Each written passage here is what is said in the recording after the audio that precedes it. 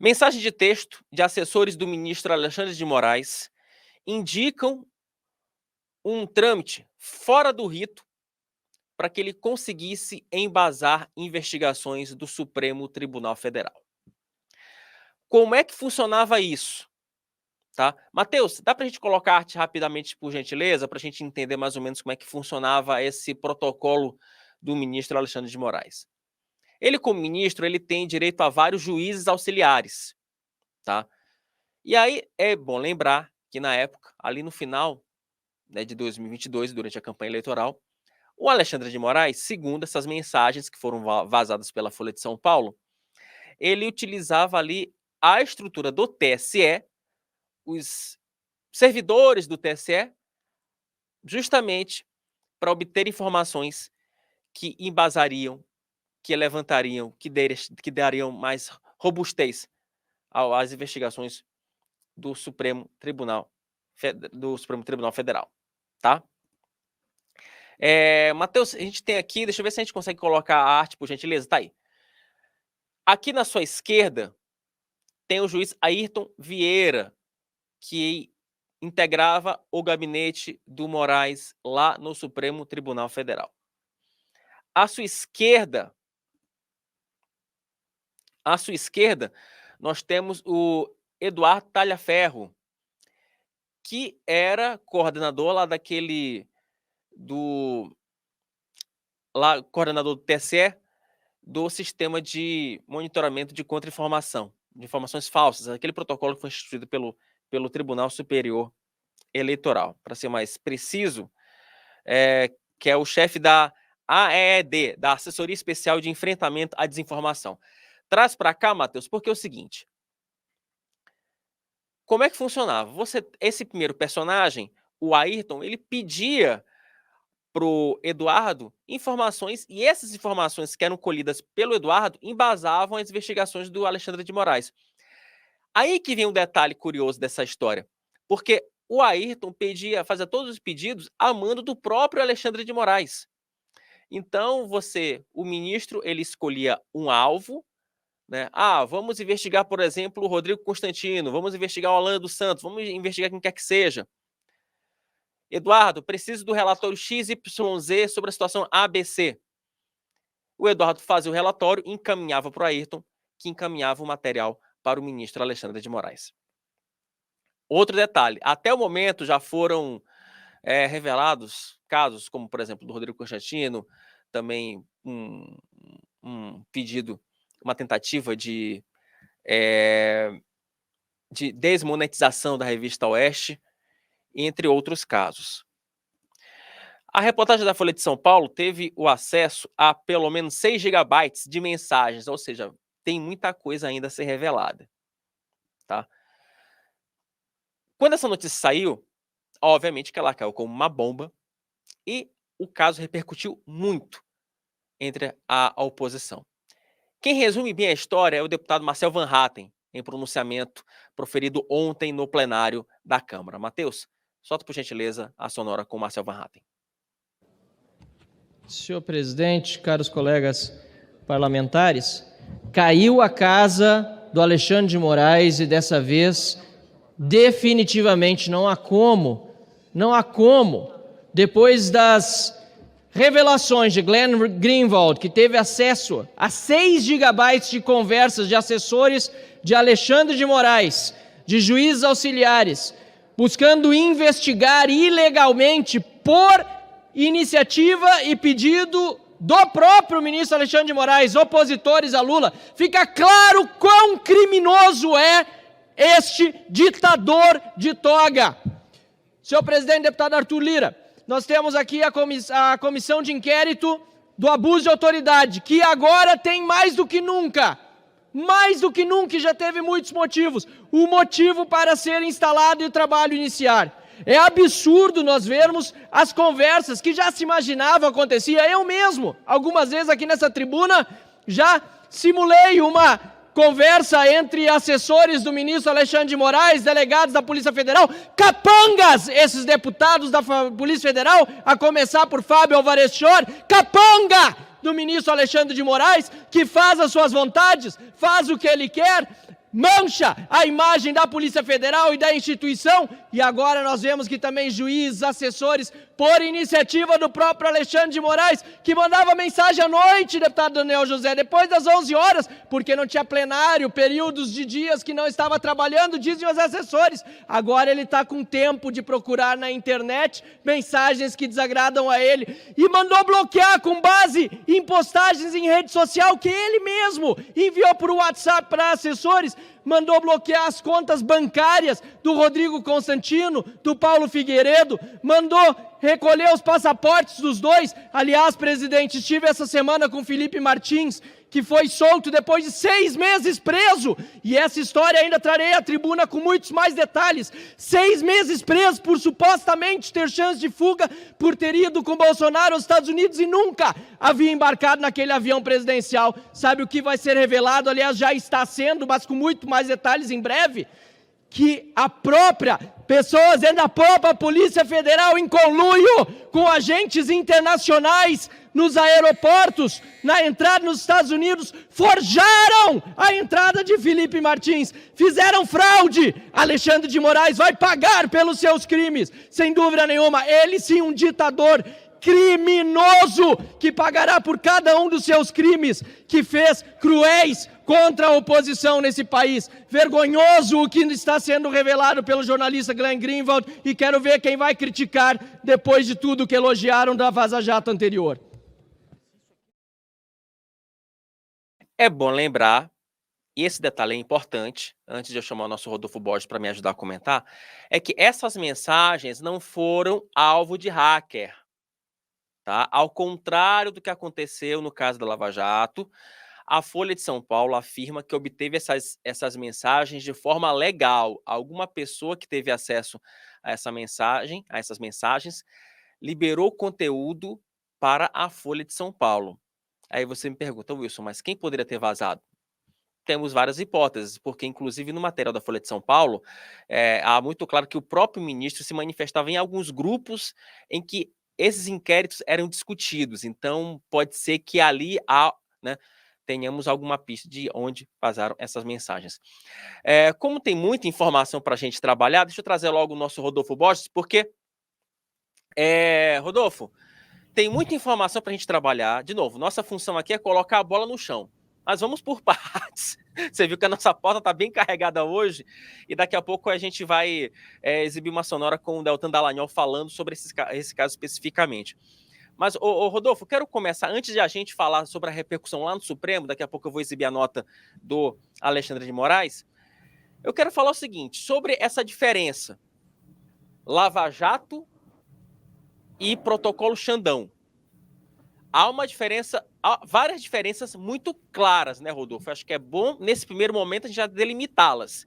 Uma coisa é uma coisa, outra coisa é outra coisa completamente diferente. Boa tarde para você, Rodolfo. Deixa eu trazer para cá, porque o áudio do Rodolfo tá ruim. É assim que dá para a gente melhorar, assim que São Paulo me der um sinal aqui, para a gente melhorar aqui o áudio do Rodolfo. Enquanto a gente melhora o áudio do Rodolfo, coloca na tela, por gentileza, Matheus, a manifestação do gabinete do Alexandre de Moraes. De novo, outra parte para a gente poder explicar outro detalhe aqui. O gabinete do Alexandre de Moraes disse o seguinte, que no curso das investigações do inquérito 4781, que é o inquérito das fake news, nos termos regimentais, diversas determinações, requisições e solicitações foram feitas a inúmeros órgãos, inclusive ao TSE, que no exercício do poder de polícia tem a competência para a realização de relatórios sobre atividades ilícitas, como desinformação, discursos de ódio eleitoral, tentativa de golpe de Estado e atentado à democracia e às instituições. Pois bem, traz para cá, Matheus, porque enquanto a gente consegue restabelecer o contato com o nosso Rodolfo, coloca na tela, por gentileza, uma conversa, um post que eu publiquei mais cedo, ontem à noite, depois que surgiu toda essa informação, eu já disparei como um bom repórter, já disparei ligação, mensagem, eu precisei entender no Supremo como é que bateu esse negócio, né? Como é que essas mensagens repercutiram lá no Supremo. E aí o seguinte, o que eu descobri? O presidente do Supremo, o Luiz Roberto Barroso, falou o seguinte, olha, por enquanto tá tudo normal, tudo dentro da legalidade, tudo dentro das 4 linhas, tá aí. Barroso falou, olha, Para mim, não há nenhum problema. Por quê? Aí vamos lá. Amplia o post, Matheus, porque isso é importante. Porque tem um detalhe aqui que é o seguinte. No ano de 2022, em maio, antes da lava-toga, em maio, foi estabelecido um protocolo de troca de informações entre TSE e STF para combater as notícias falsas. Protocolo esse que foi assinado pelo então presidente do TSE, o Edson Fachin. Então, qual é a vacina que os ministros estão utilizando? Qual é a vacina que o Alexandre de Moraes tem utilizado nesse caso? Traz para cá, Matheus. Porque é o seguinte, olha, tinha um protocolo lá no Supremo. O protocolo foi assinado em 2022. Logo, você poderia ter a troca de informações entre as duas cortes. Só que qual é o problema e qual é a questão que está sendo levantada pela Folha de São Paulo e pela oposição? Você pode até ter esse protocolo, só que para você exercê-lo é necessária uma comunicação oficial. Você precisa de ofício, você precisa ter um pedido oficial, até para a coisa ficar pública, até para que a situação seja, né, esteja nos autos, né? Então, esse é o grande problema. Fora a questão que a gente já levantou aqui várias vezes, aqui não só aqui no Meio Dia, como nos outros programas da casa, de que o Alexandre de Moraes ele exerce as mesmas funções dentro do processo inquisitório. Ele é juiz, ele é investigador, ele é parte. Matheus, eu não sei se a gente consegue colocar já o nosso Rodolfo Borges para falar. Agora sim, temos áudio, Rodolfo? Na Vaza Jato, a comunicação era entre procurador e juiz, é diferente. Aqui é a comunicação entre dois tribunais. Só que no caso, os dois tribunais são a mesma pessoa.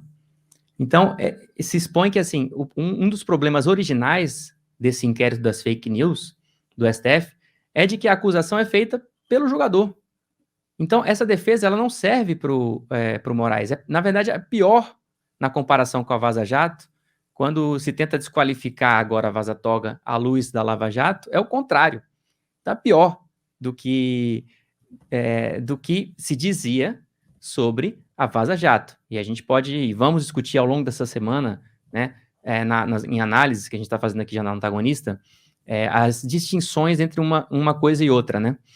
Agora, Wilson, antes de voltar para você, ou voltando já para você te chamando aí, para você voltar comigo na tela, eu tinha prometido, antes do som falhar, que eu ia destacar um pedaço da reportagem da Folha de São Paulo, que eu acho relevante, porque ele é um parágrafo bem pequenininho, que ele entra ali no meio, e ele não tem nada a ver diretamente com essa questão, que é Talhaferro, que era esse responsável formalmente por cuidar da desinformação do TSE, diz assim, deixou o cargo do TSE em maio de 2023 após ser preso por suspeita de violência doméstica contra sua esposa, em Caieira, São Paulo. Quer dizer, houve um outro inquérito no meio desse aí. Houve uma outra investigação, ele foi preso. Aí eu não sei, né, nas investigações desse caso, se possivelmente a polícia teve acesso ao celular dele. Porque logo na sequência desse parágrafo vem a Folha dizendo que não obteve esse material de forma ilícita, né? Não foi hackeado, não foi, né?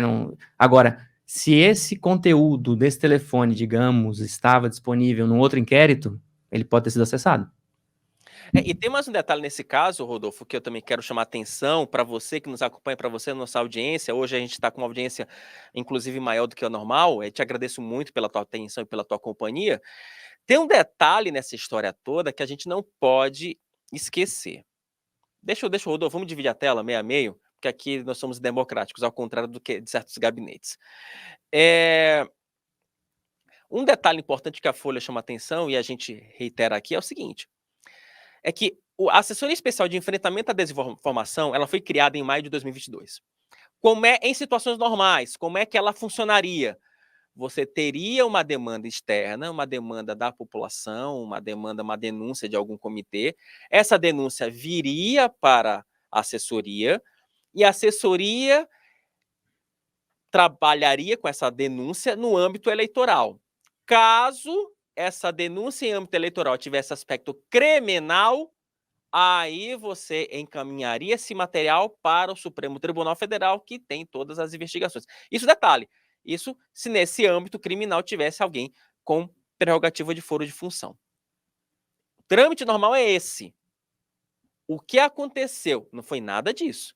O trâmite, coloca de novo na tela, Matheus, o nosso quadro, porque eu acho que ele é bem ilustrativo. O que se viu foi, você tinha Alexandre de Moraes solicitando ao Ayrton Vieira, esse personagem aqui da direita, da esquerda, pedindo, olha, quero investigar fulano.